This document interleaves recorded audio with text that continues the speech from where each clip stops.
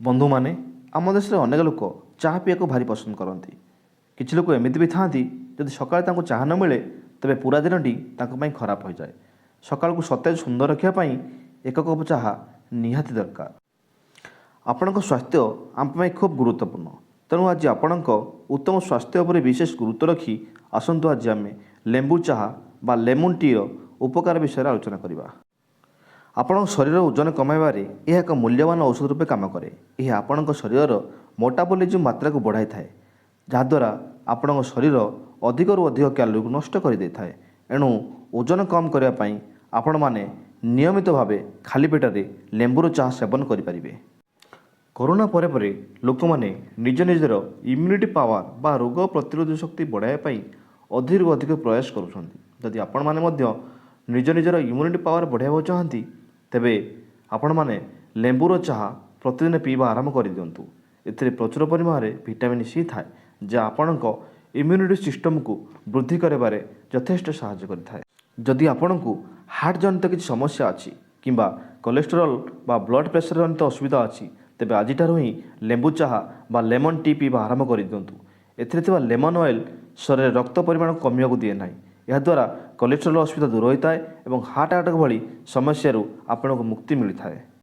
लेंबूरु प्रचुर परिमाण एंटीऑक्सीडेंट मिलता है, जहाँ आम शरीर कैंसर कोषर वृद्धि को रोकी थाए, जहाद्वारा आपन को ब्रेस्ट हार्ट कैंसर तथा अन्यान्य कैंसर को मध्य रोकी थाए, जहाद्वारा कैंसर रोग को मध्य भय न थाए।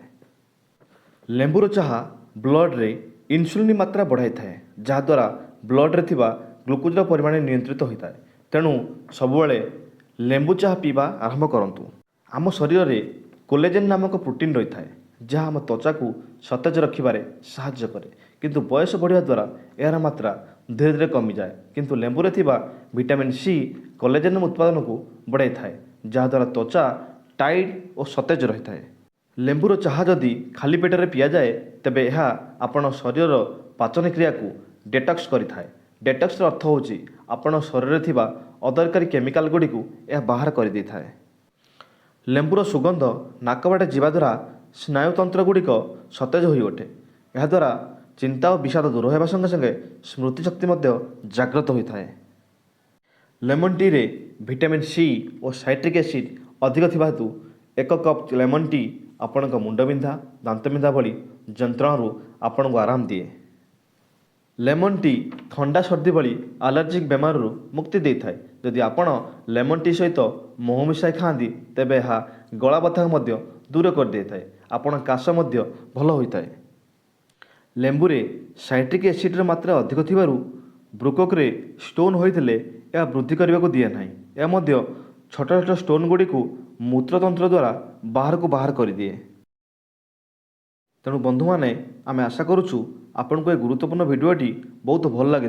जदि आपन को भल लगी थाए तेबे ए भिडियोटी को लाइक करंतु, चैनल टी को सब्सक्राइब करंतु और अन्य बंधु मानकु एको शेयर करंतु। धन्यवाद।